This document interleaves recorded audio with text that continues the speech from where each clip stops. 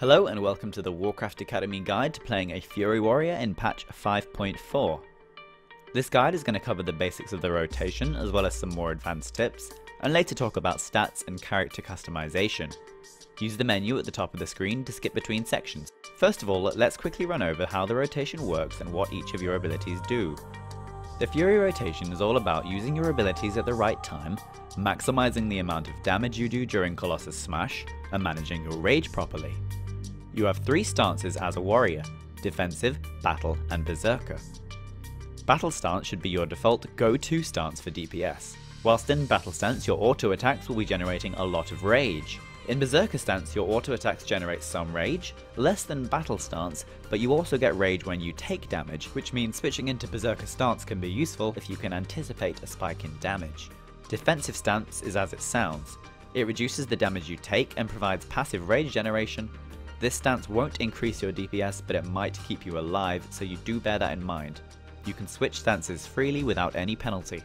Bloodthirst and Colossus Smash are two very important single target abilities.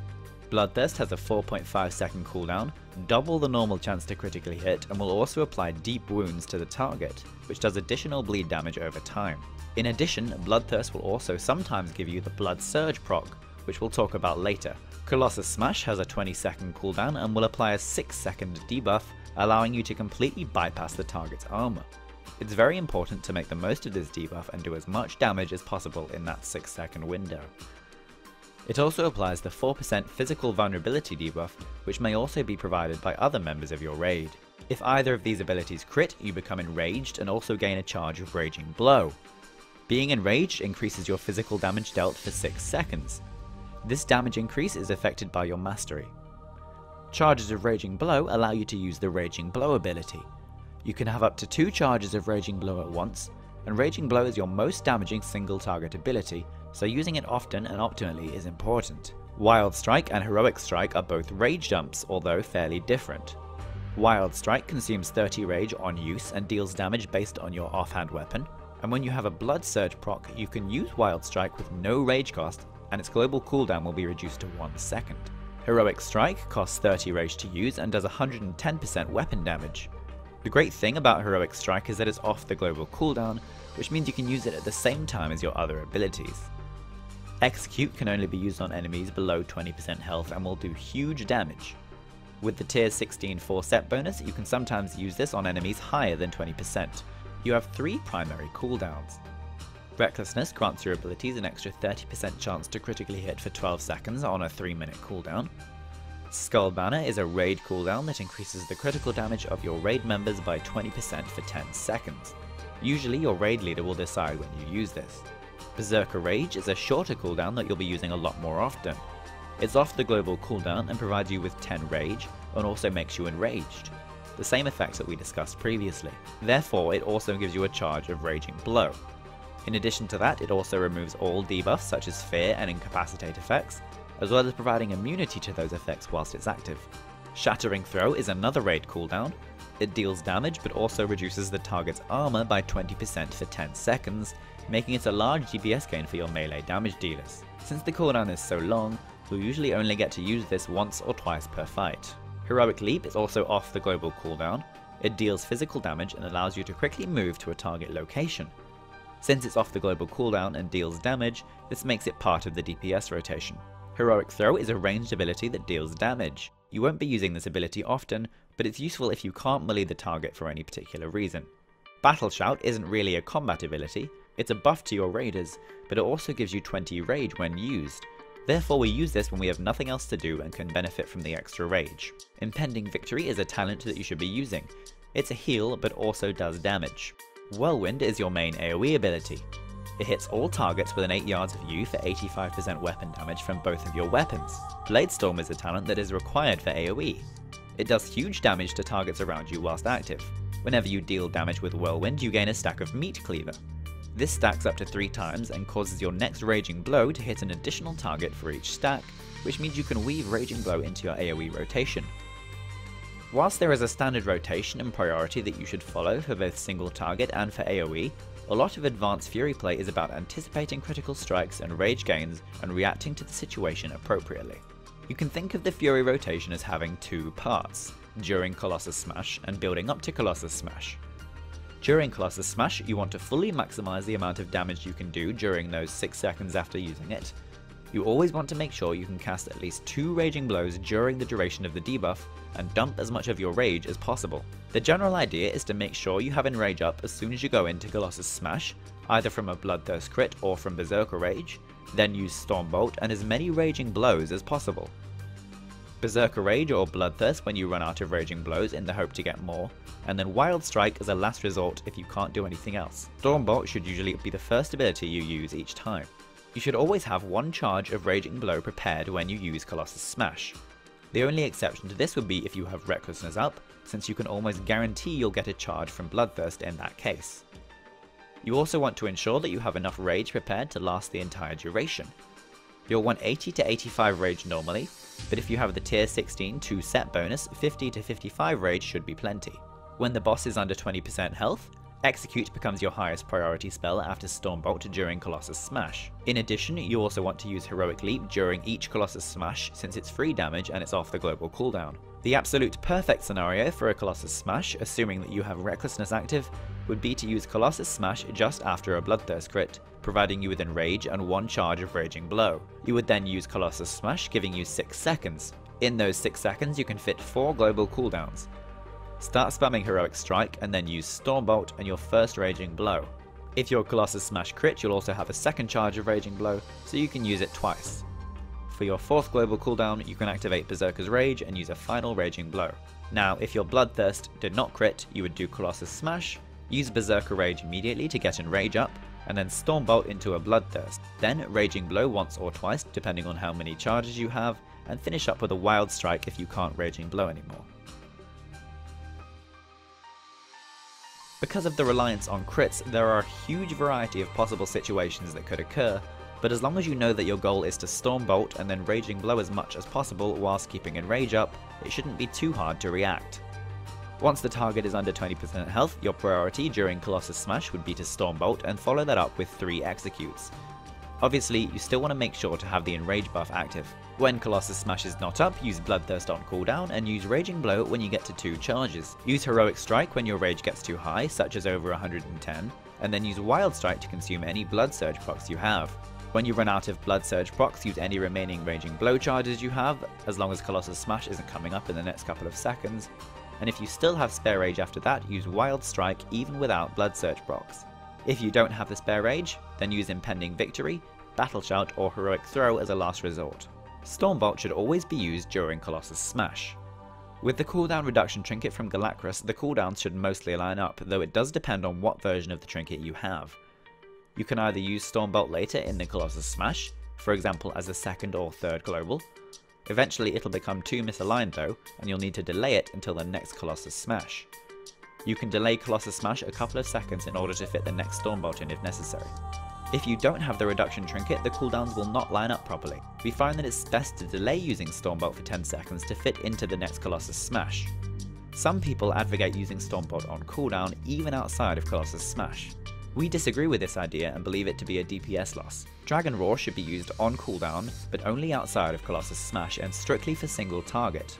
It provides nice burst, but it doesn't aid your rotation and doesn't benefit from Colossus Smash. When the boss is in Execute range, Execute should be used when you have a lot of spare rage, you don't have 2 charges of Raging Blow, and both Bloodthirst and Colossus Smash are on cooldown.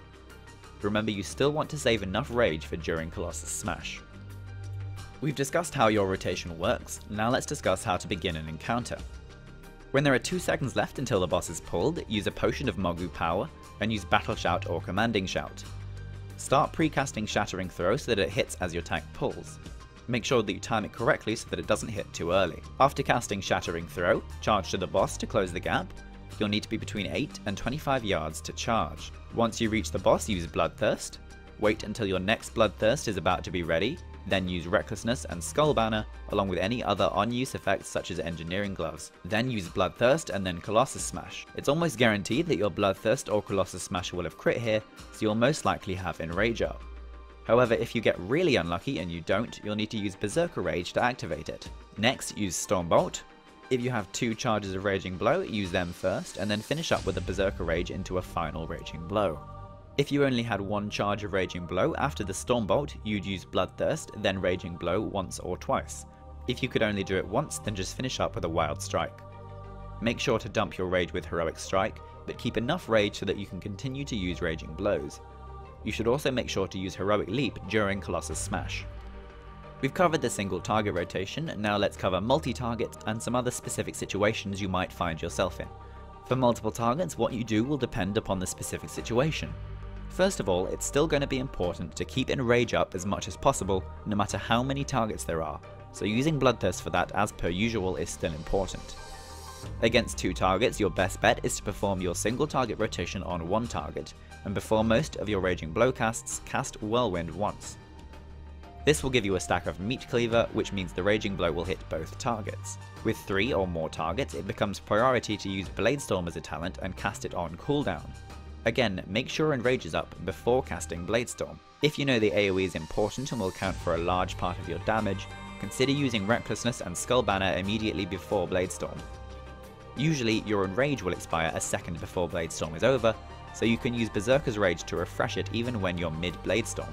If the ads die before Bladestorm is over, make sure you have a Cancel Aura macro available to cancel the Bladestorm. Once Bladestorm is over, use Bloodthirst on cooldown to keep Enrage up, and use Whirlwind as your filler.